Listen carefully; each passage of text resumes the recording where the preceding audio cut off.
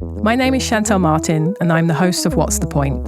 This is a conversation series dedicated to exploring why artists create art and the forces that influence us. Join me as I sit down with artists and friends to talk about their reasons for doing what they do and why they continue to create.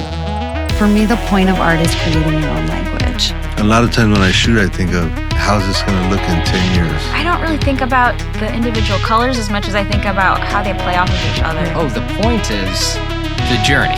And I start to get a sense of what the painting is going to be like. Because the point of art is simply be just to make it. Ave Pildas is a photographer, designer, and professor whose work captures the essence of time and place. His keen eye for design and unique perspective have made him a renowned figure in the world of photography. From art directing at Capitol Records in the 70s to exhibiting his work all around the globe, Ave's images offer a glimpse into the human experience of the past, present, and future. So, are you from LA? No. No. I'm originally from Ohio, a Midwesterner. Ohio. What city? Cincinnati. Okay, I've been there. It's a great city. It is a great city. It has a lot of amenities, like an opera and a zoo and sports teams. When I was growing up there, it was a little rough. It had a tough police force. Mm. And it's an interesting city because it was an underground railway city. So what does that mean if it was an underground railway city? That means that black communities existed there. I think there was a migration from the South because Cincinnati is right on the Mason-Dixon line. So people came north to get jobs. So there was always, there was a lot of racism in the city. Yeah. So it's a great place to be from because it has a lot of things that you can learn from and acquire, but it's a good place to leave. So a lot of history, a lot of culture, a lot of lessons. Yes, exactly. And when did you grow up there?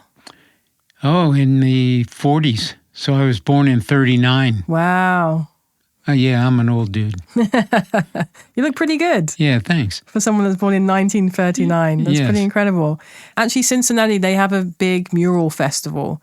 I think it's every other year called Blink. And I went there to do a big mural, I think, a couple of years ago. And I had a great time there. Where did you do the mural? I can't remember the name of the street, but it's close to downtown. It's walking distance from downtown. Yes. Culturally, it's fine. It's just... just a very diverse city, so... Yeah. And so, growing up in Cincinnati, how old were you when you left there? 23. 23. And where did you go? I went to Pittsburgh. Another great city. Yeah. Pittsburgh was great. I went there to work and design collateral for U.S. Steel and Alcoa Aluminum and Westinghouse. So it wasn't a very sexy job, but it was all about the typography. Yeah. Design Collateral, is that a name of a company or a department? Collateral is designing annual reports, parts catalogs, things like that, alphabets for companies, And you were on the design side there? I was on the design side. I had been to design school in Cincinnati. First education was in architecture in Cincinnati, and then I went to design school, and then I went to Pittsburgh. And I complained that I was just relying on my good taste and really didn't know what I was doing. So I had met Paul Rand there, who was doing work for Westinghouse. And he and another mentor of mine suggested that I go to graduate school in Switzerland, which I did. So I just quit my job and went to Switzerland. Okay, there's a lot to unpack there. So first you did architecture. Yes. Did you do the traditional 7 years or how many? No. I did just 2 years. And in my second year, they asked us to design a bachelor pad. And my bachelor pad was a hyperbolic paraboloid, and it freaked out the professors, so they raked me over the coals and said you had to do things that are more traditional because it was very, very conservative place.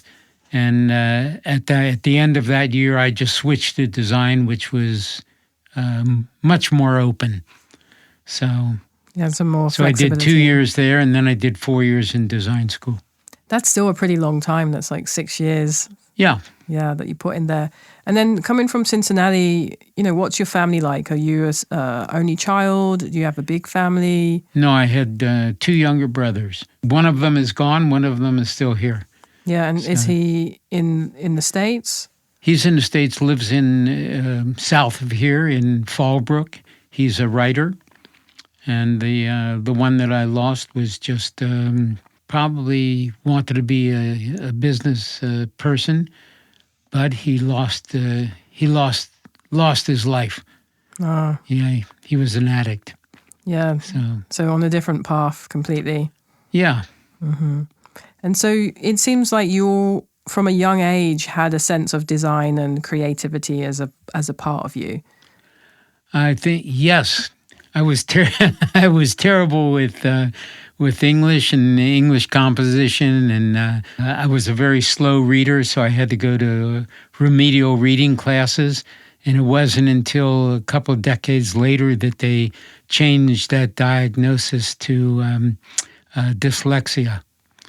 So I still, read forwards and backwards about the same speed, which is at 5 miles an hour.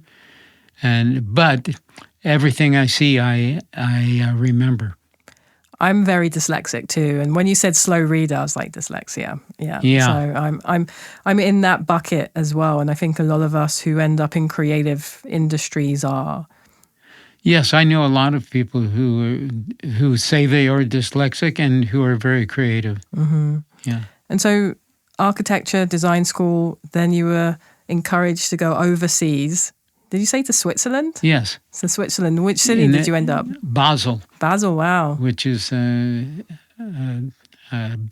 Well, Basel is bound by Germany and France, so it's right on the border there. And but it had a really famous design school, which was and a typographic program. So I was enrolled in that, and at least I learned what I was doing. Mm-hmm. And so, let's backtrack a little bit. How do you look so good for your age? What have you been doing? What's your routine like? Well, 2 things. One is that I stopped putting nasty stuff in my body at age 40. And the other is that I spend a lot of time at the gym. Okay, what do you do at the gym? Just now it's mostly cardio, but I do lift weights, cable weights. Yeah. But prior to that, I was an avid cyclist. And growing up, I did lots of sports. Are you going to the gym a couple of days a week, or how often are you there?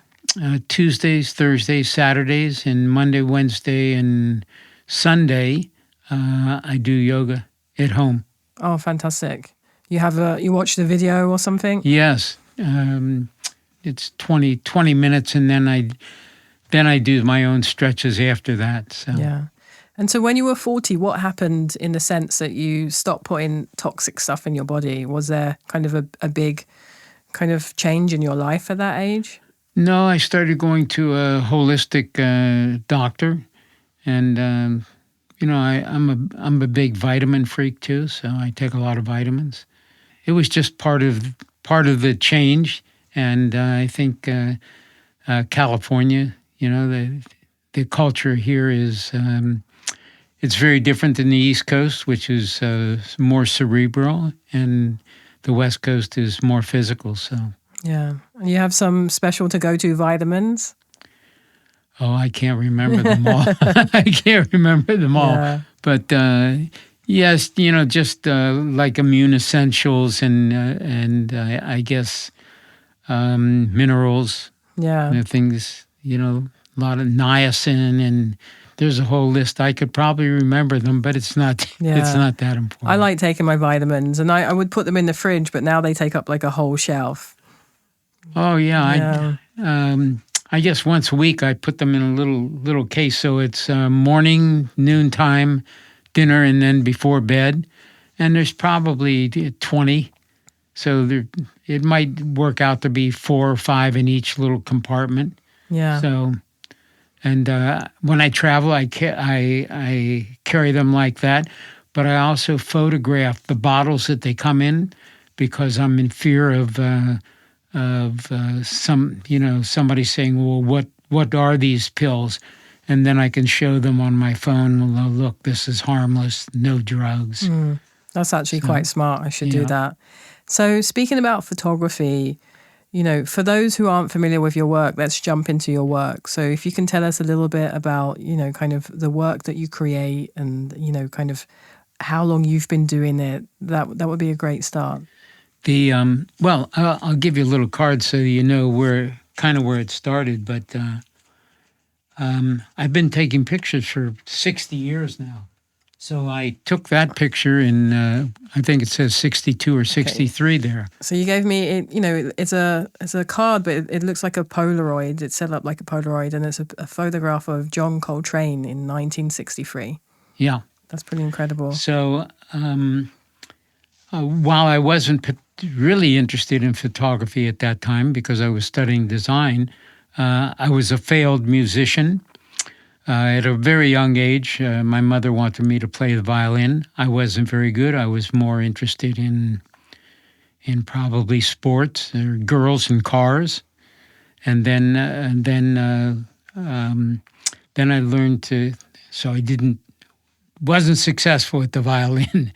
So in high school, I played a B-flat trumpet, but I wasn't particularly good at that. And then I started going to jazz clubs because I liked the music. I just couldn't keep up, And reading music was not easy for me. So at the jazz clubs, I met a lot of musicians, and I met a young musician in Pittsburgh, Eric Kloss. He was a blind phenom. So at 14, he was playing with the major musicians, and he taught me to play the alto saxophone, but I wasn't very good. But I was a good photographer. So while I was going to these jazz clubs, because I liked the music, I started taking pictures, and I made a lot of friends with musicians. And the way I did that is that I would take a picture, and in the Midwest, where the clubs were, and where I was living, I would tell them I would get them a picture, give them a picture afterwards. And they moved on, but I would bring the picture back and tape it up to a dressing room wall, and then ask whoever was playing that week, are you going to see John in the near future? Take him this picture. Or if they had a 2-week gig or something like that, then I was able to get them a print. And they were very appreciative of that. So I became friends with lots of musicians, and that gave me access to I guess, festivals and to other clubs. So, because of that, somebody gave my name to Downbeat magazine, and I became a stringer for Downbeat. Then I had credentials. So, what's a stringer? Just the go-to person in that city that I could get into a club to take pictures. So I worked with sometimes a writer, sometimes not, or I just would take notes and send it to Downbeat. They paid me for the pictures, but like $10. Maybe they might have given me $20 if it made the cover or something like that. And I'm sure in the early 60s, not everyone had a camera on them. So, where did you get your camera at the time? Were you also in photography as well as design? I always had a camera, and I used it in design. But I bought my first cameras. I ordered them and got them from Gibraltar. or Japan. I sent away for them, and they were Asahi Pentexes. So, and they were good. They worked for me, and I've never been really a techie, so I know the cameras that I have, but I couldn't tell you a lot about other cameras. Are you someone that keeps your old cameras? I have a number of old cameras. Yeah. That's pretty fun. Do you have them displayed, or are they? No, they're just in a box. I've got so much junk around that I have no room to display anything. So, so you've been a working photographer for decades, and, that means you've probably accumulated a lot of stuff. You have a lot of equipment that you said that you've kind of hidden away. What have you done with, all of your negatives, prints, photographs? Like, where do you keep all of that stuff? I have 40 years worth of negatives, and they were in folders, and I used to just write the year and the place on the negative carrier and staple that to a contact sheet and put them into a folder. But more recently, I've had my studio assistant Lauren archive everything. So she's gone through and digitized all of the good pictures and found a lot of pictures that I had rejected for one reason or another. And I've forgotten why I rejected them, and they've turned out to be really good photos. And she's digitized those. So now we have quite a nice collection of things that I could keep track of. Yeah. As you're going through that archive, how do you decide like what's good and what's not good? What's the threshold there? The ones that I had printed to begin with were on the good side, and the other ones, with the help of publishers and also the archivist Lauren. We went through the negatives, and I'd say, "Oh, here's a good one. Why didn't I choose that before?" And I had forgotten why I didn't, and I said, "Okay, let's archive that one." Yeah, because with my own work, I don't have as many years of work, but when I find older work, in a way, it becomes special just because the fact that it's older. And it's something that has then more sentimental value because it's something that is connected to you in the past. Do you find that with some of your old kind of equipment or negatives, or can you still look at it from the same kind of lens that you would, work that you photographed last week? That's a really interesting take that you have. I can look at some negative and say, "Wow, this is a good one." What was I thinking then? So then it pulls me back to, and I can really vividly remember being in that particular club or in that venue someplace. And on the other side, I can look at a negative and say, "God, I can't remember when I took that or where I was." So it's a journey through that. And I also find running through the old stuff all the time, or having the archives and looking at the old, keeps you fresh on remembering what happened then. So it's a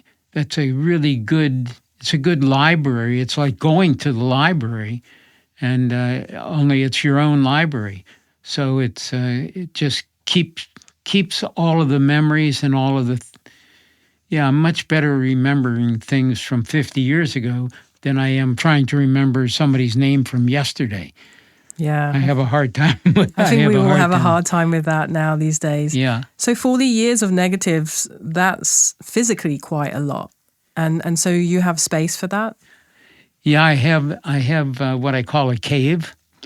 And the cave it's called a cave because I have on my studio roof, I have a kind of a paraboloid shape. It's a twisted roof, so it has two high sides and two low sides. And on the low sides, there's some crawl spaces that, like you can't stand up in them, but it's filled up with shelving, and that's where the negatives are stored, and some prints and old magazines that have my work in it, things like that. Yeah, you have to crawl into it. You have to crawl into it.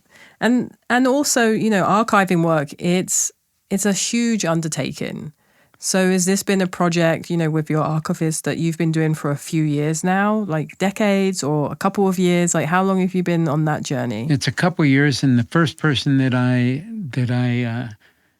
asked to help me, he was pretty organized, but organized in his way and not my way, and had really no feel for photography.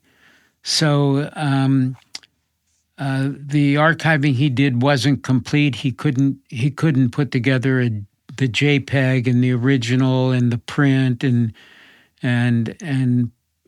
get them all to marry together.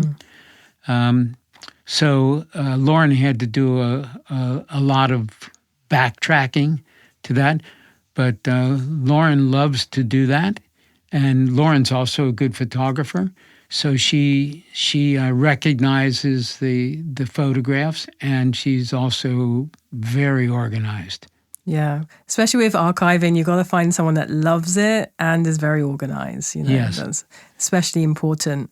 And so earlier on, you're, photographing these incredible musicians.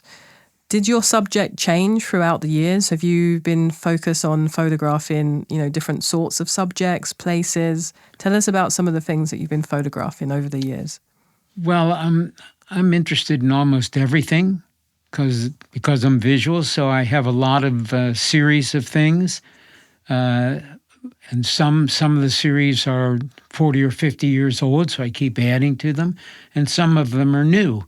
So I would say, for instance, a new series could be The Secret Life of Plants. How people use plants, as decoration in front of their house, or store them someplace, or mutilate them, or carve them into other shapes.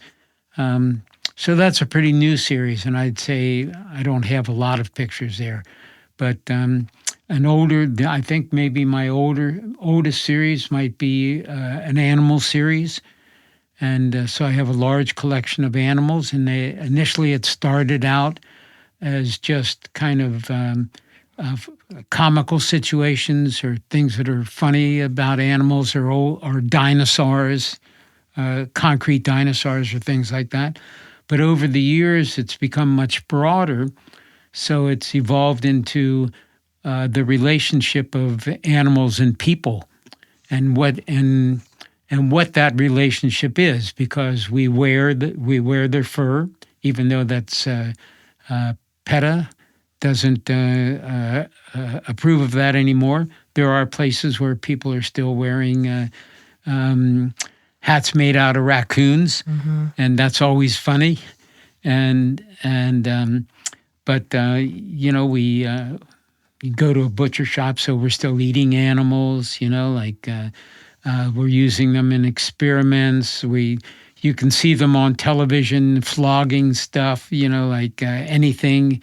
So they animate real animals, or they make up animals, get them to talk. So the relationship that we have with animals is so broad, that it's become a much bigger project than I ever thought.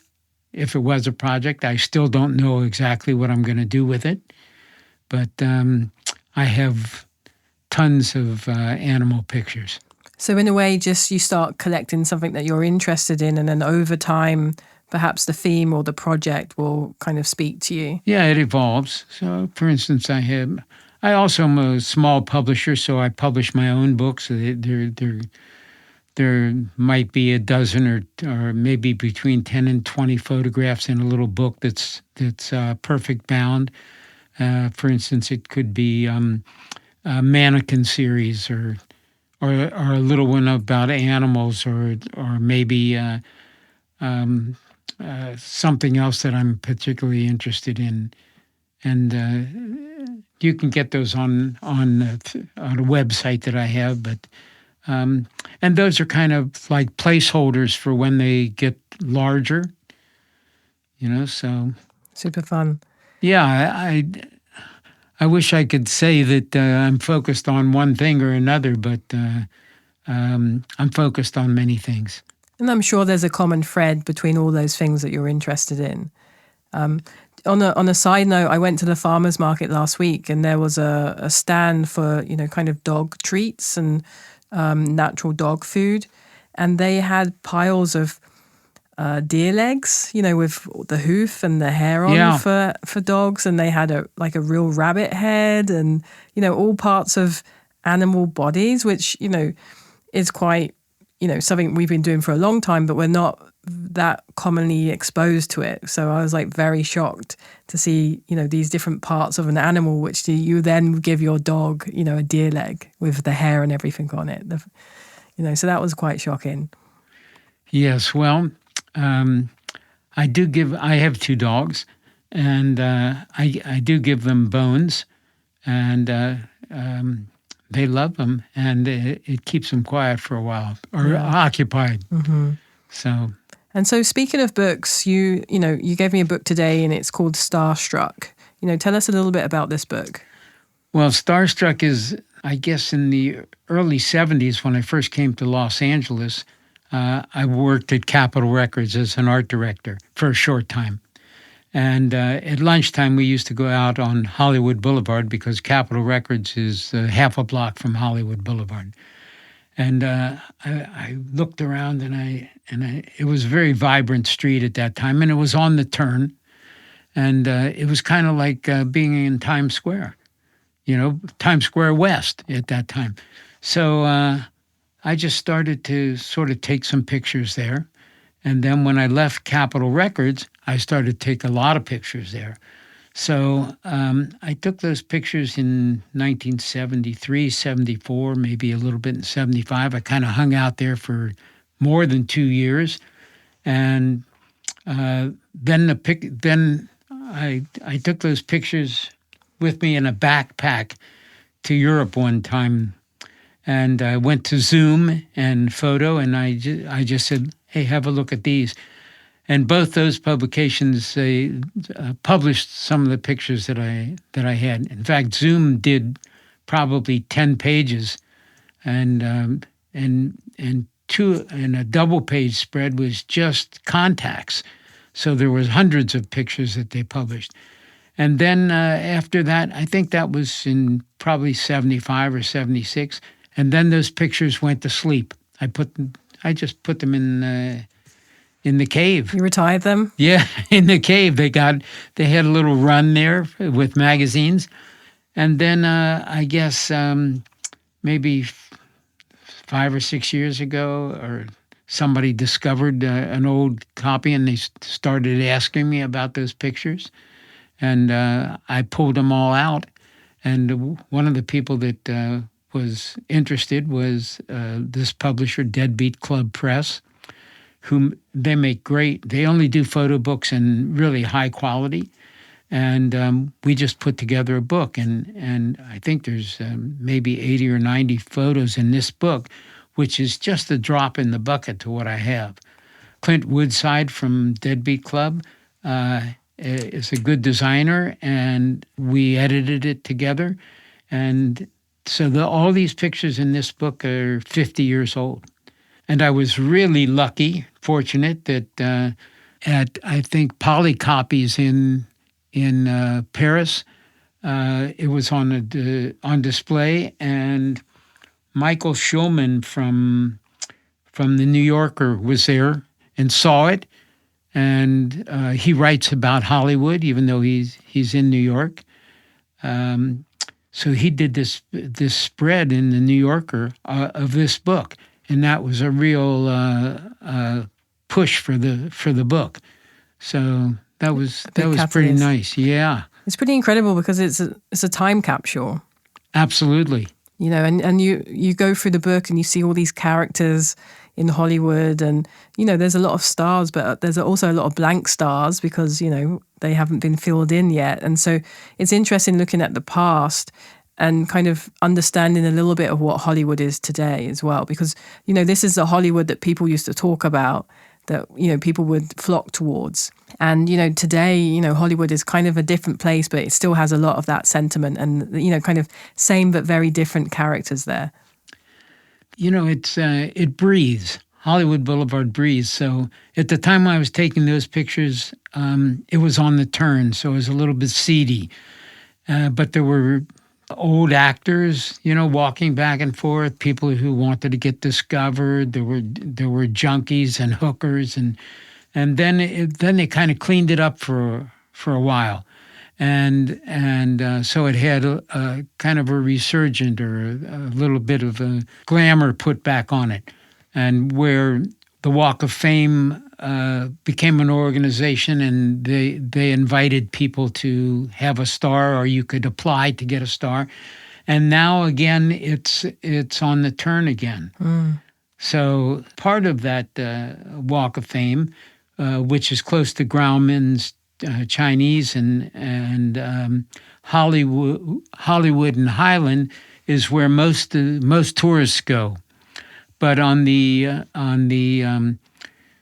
I guess east end of it, it's really like underwear shops and tattoo parlors and things like that. So it's a little bit rougher there. But I was there yesterday with somebody because they wanted to see what I do, and I had a great time. So you're still shooting in Hollywood? Yes, and I was there on Halloween. So I don't go now. I spend more time. I have a new favorite place at the moment. So I shoot in Lemert Park at the African Marketplace, and I go there every Sunday. And it's an incredible environment, very friendly to me, and people seek me out now because now they know me and they want me to take their pictures. And people generally dress in their native dress. So there are people there from Ethiopia, from Senegal, from West Africa, from the islands, and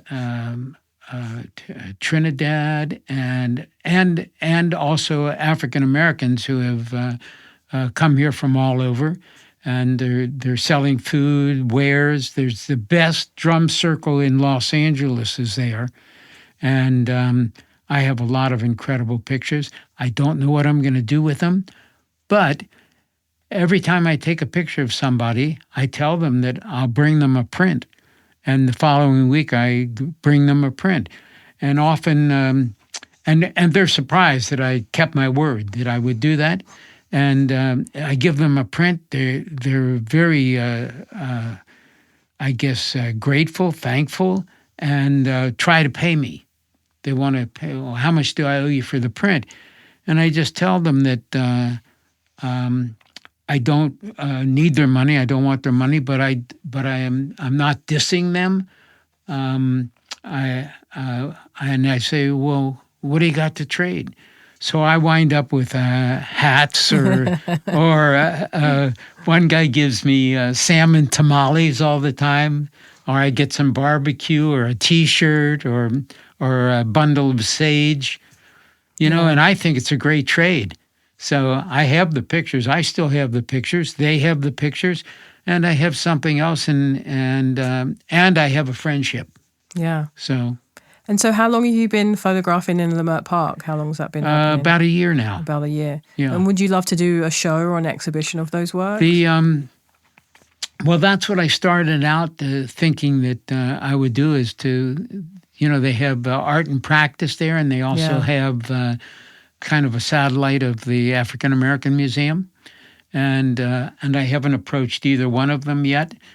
I have that in mind, and I also think there's two things. One is that there's an Italian magazine called Dog, D-O-O-G, or it might be D-O-G-G. I think it's D-O-O-G, and that does contemporary photojournalism, very high quality stuff, and they've published what I've done before. I thought I would send them those pictures because it really is a celebration of life. And I also just applied for the W. Eugene Smith and proposed that particular group of work. So I don't know. No, it wasn't W. Eugene Smith. It was Aperture. So I'm going to send those off to Aperture and see if they're interested. Yeah. So when you're creating a new body of work like that, so that's kind of a year of Lamert Park, will you put that online on your website, or are you putting it on social media?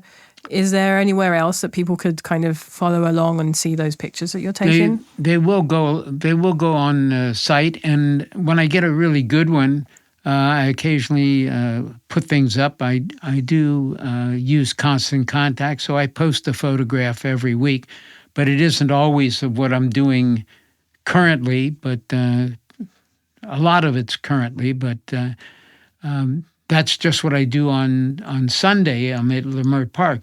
But if I'm someplace else on a Wednesday and I take a picture and I think that's a good picture, that might go up on Constant Contact. So, in fact, I almost never know what's going to happen on Wednesday until Tuesday night. That's fun. Yeah. There you go. And before we started, you mentioned that you're based in Santa Monica, and you have a great space over there. Yes. So tell us about, how did you end up in Santa Monica? How did you find the space that you're in now? How long have you been there? I've been there 25 years now, and it seems like a long time. Doesn't feel that long, but I had a student at CalArts who was from Cyprus, and he was really organized, good with math and things, but he went to design school and got a degree there, but he wasn't a particularly good designer. But he had a really good organized mind. After there, he went to USC and got a degree in I guess business or something, and he became a realtor. He was living in Santa Monica. He knew that I always wanted to build a house. So he called me one day and he said, there's a lot in Santa Monica. It's for sale. It's not on the market yet. I'm going to buy it for you today. I mean, he bought it for me. I had to pay for it, but he bought this parking lot for me.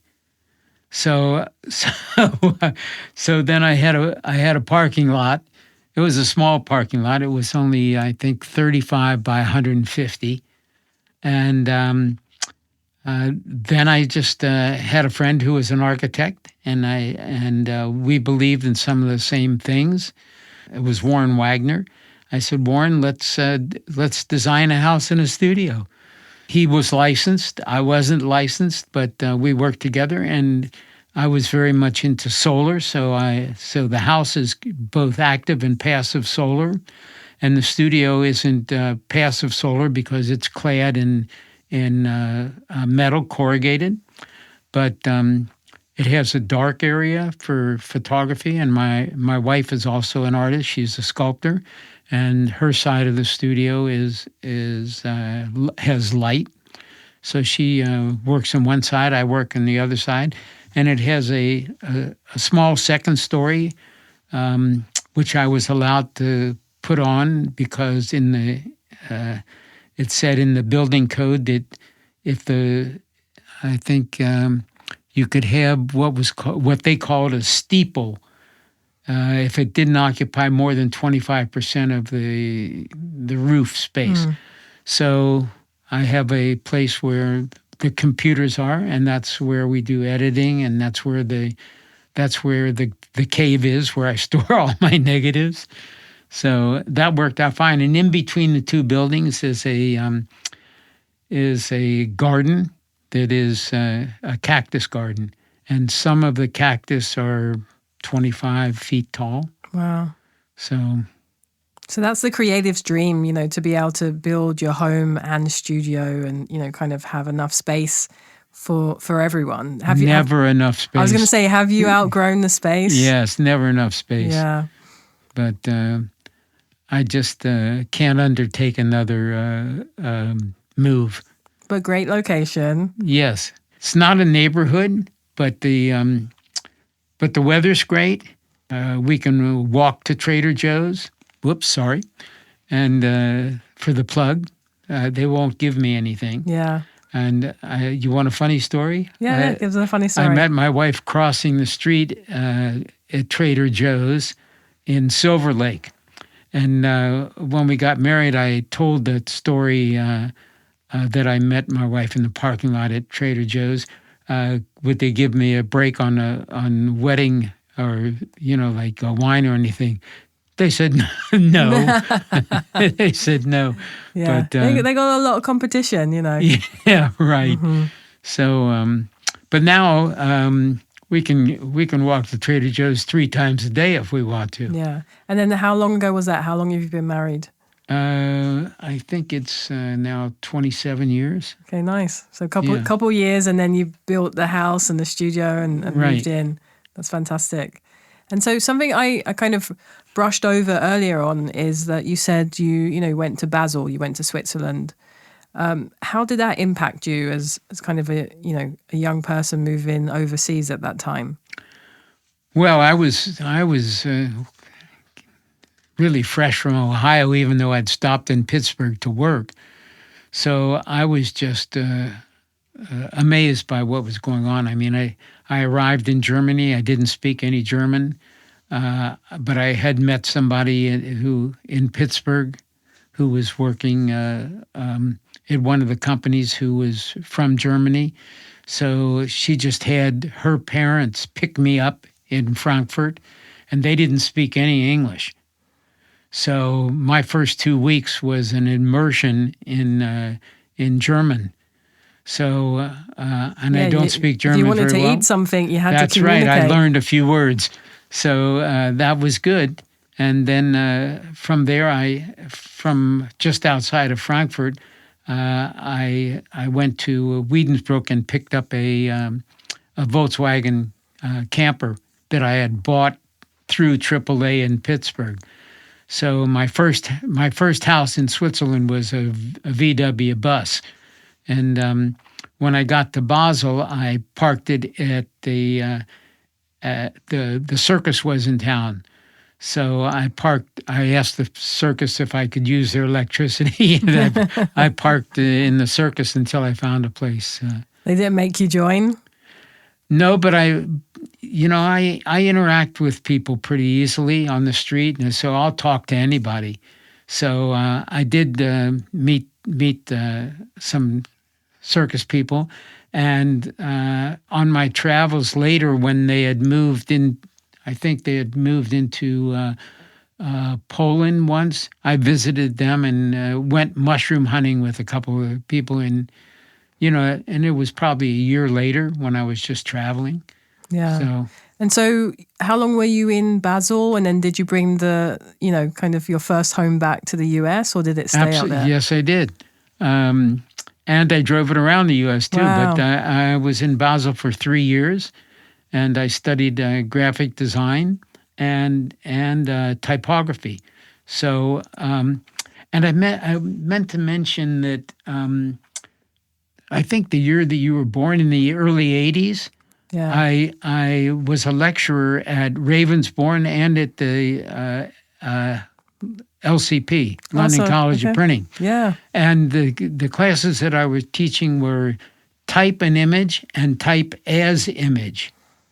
And that was a direct result from going to school in Basel. And you just asked me, I'm still affected by that education because it was so composition-centric. Mm. So I compose most of my photographs. That's always in the back of my mind of where to put things, and they're always thought out that way. And so it affected me, and it took a long time for me to try and break away from that. And although I succeeded in a lot of ways, that education is still with me. Yeah, it became your foundation in many ways. Yeah. And so what was it like being in London? Ravensbourne, I think, is a little bit outside of London, right. And then LCP. What was that experience like? Oh, that was, well, first of all, the language was good. You could actually understand everyone. At that time, and when I was taking pictures, I was into no shadows, gray. So the light for me was terrific. I liked that things were very even. so it was always kind of cloudy. I love taking pictures in that kind of environment. It wasn't until decades later that I really became interested in shadows and reflection, which are not which I don't consider the real world. I consider that another world. So, I have a lot of really good pictures from my time in Britain, and I've been there a number of times. I'd love to see some of those early 80s pictures. Oh, yeah. Yeah. I'll send you some. Especially LCP is a part of the University Arts London, and I went to St. Martin's, which is a part of the UAL, and I'm actually an ambassador now. And the London College of Printing was in a building there, I think in Elephant and Castle for many, many years.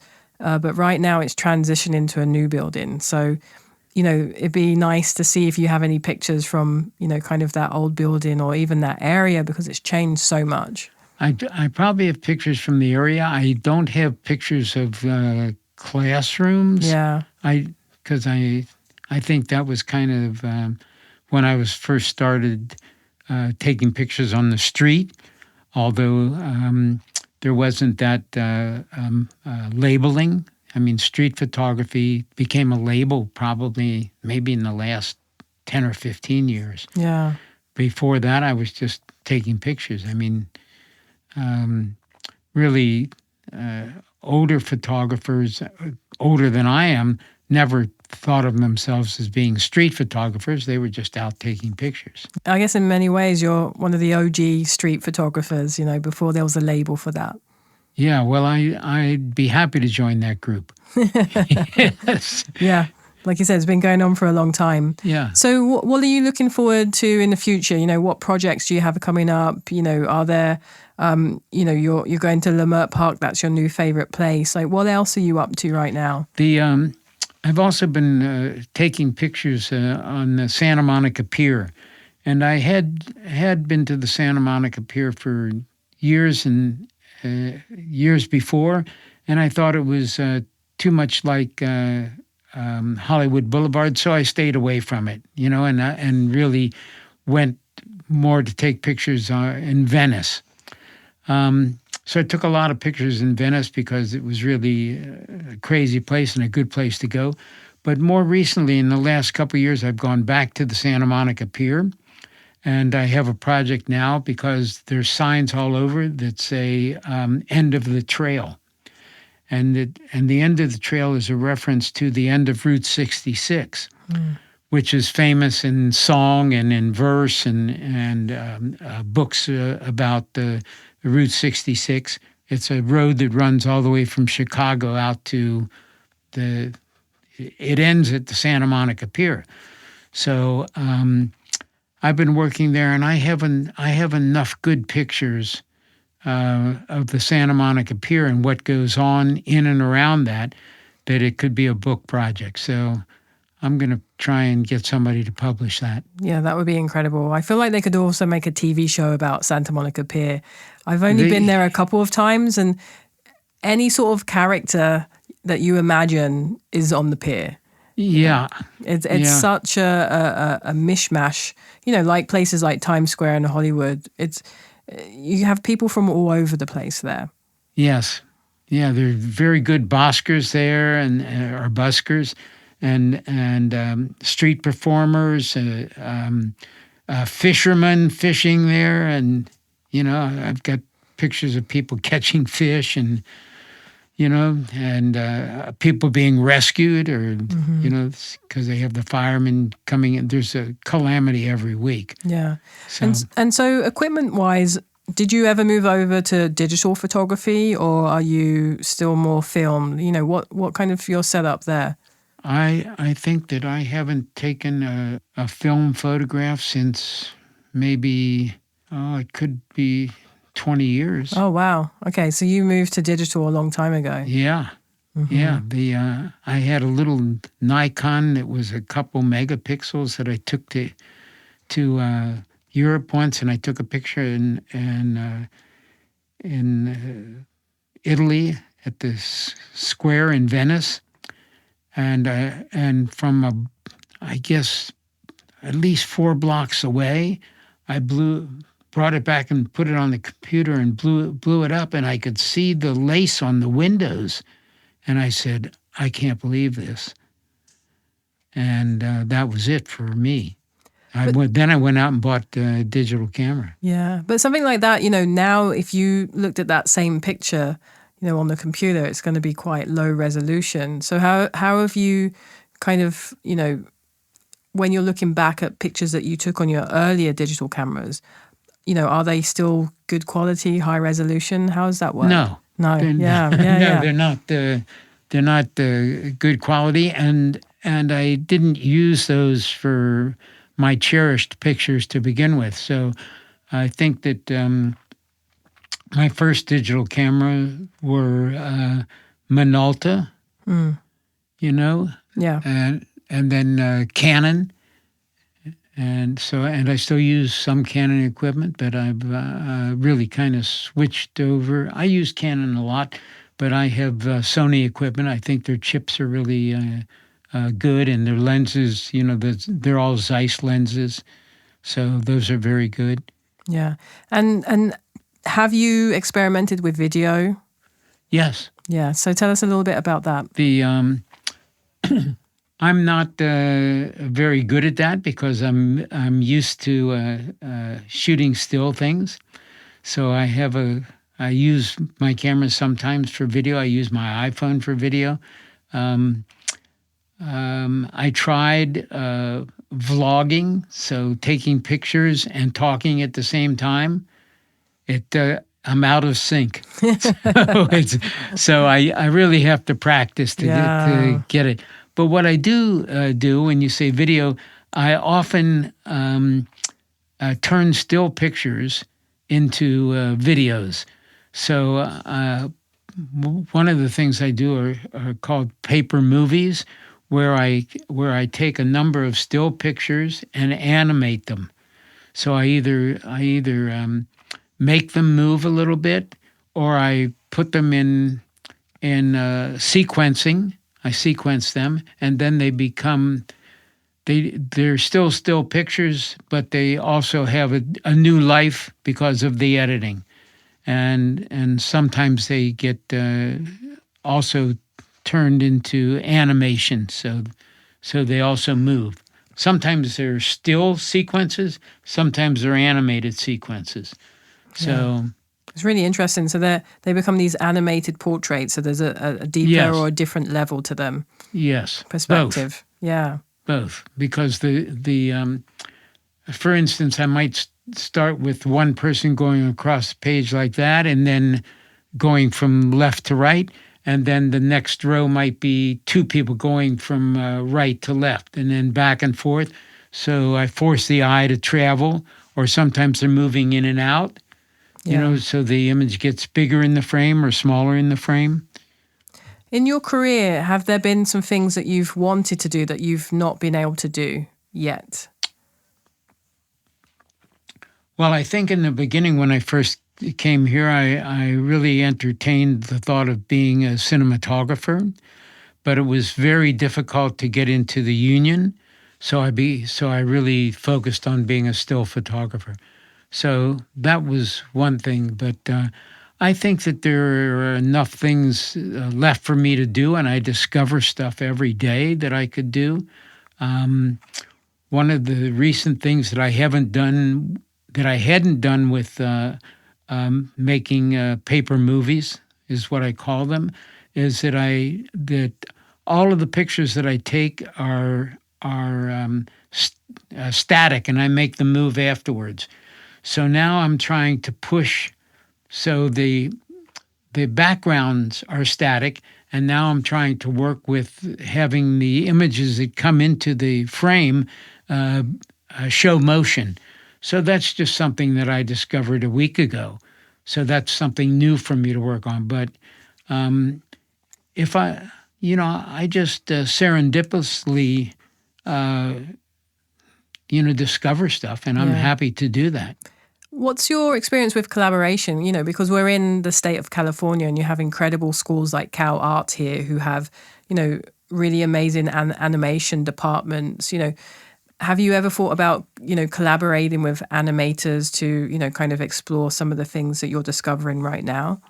I have, and I used to teach at CalArts. I mean, when they first moved from Disney, from Chenard out to Valencia. And I think because of my design background, I realized that it takes a team to do things. And I'm always happy to collaborate with people, and I know that that's just a way to get things done. Nothing, it takes a lot of people to get things done. Yep. And I'm open to that. I don't have an ego problem. I'm happy to work with people, and welcome anybody who knows more than me. Yeah. Come ahead. Takes a village, especially to make things move. Yeah, I like that. I like working with other people. So. And so, in general, where do you direct people to see more of your work? My website. I think you can just Google me. Yeah, you can find me. Yeah, and I'm represented by a couple galleries, but I think the easiest thing to do is to just Google my name. Yeah, I'm not hiding from anybody. And so, your name, where does it come from? Oh, that's a long story. So I would say going back 500 years, I'm a Sephardic Jew. So I would say initially probably from the Middle East, maybe Morocco. Took 500 years to get to here. But so I think that my ancestors probably migrated from the Middle East to Portugal, and then were kicked out of Portugal in around the time of the Spanish Inquisition, kicked out of Spain, went to Greece, and then you have to fast forward some hundreds of years till the Second World War, when they left Greece and or before the Second World War, and went to Eastern Europe, and then left Eastern Europe for the States, on both sides of my mother's family and my father's family. And so your parents kind of took this name that had been traveling for, kind of hundreds of years, and...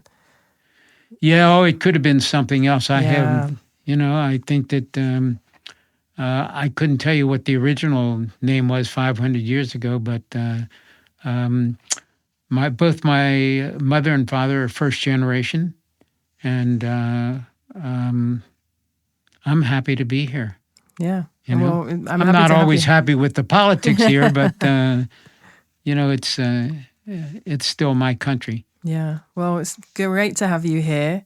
And, just to close up, what do you think is the point of art for you? Like, what is the point of art, documentation, photography? Well, I'm lucky to have found that, because everybody should find something. If everybody gets something, some people are athletes, some people, are writers, some people have mechanical minds, so everybody, if you recognize what you're given, if you can recognize that and then you go with it, then I think that that's a blessing, and you use that. And in my case, it happened to be creativity. Like I started, as I said in the beginning, I was terrible at English and that, but I was good visually, so I went with that. And and in fact, almost everybody has some creativity. And I used to have this fantasy, because my father was a doctor, and naturally he wanted me to be a doctor, that I said I didn't want to be a doctor. So I think they said, well, you could go to dental school. So then I used to fantasize that if I saw a patient of mine walking down the street, and I would stop them, make them open their mouth and see, and stick my finger and point inside. Well, see that? That's what I did.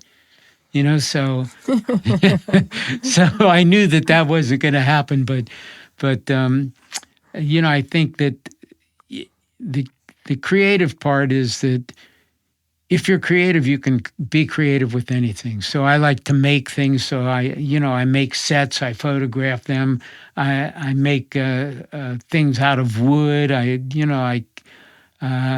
used to build cards when I was a teenager. I think that being creative is something that if you have that bug, then you just go with it and see where it takes you. So I'm blessed that I have that ability, and I don't see it stopping. I don't want to trade it in for anything. So that's what I know how to do, and it feels good to me.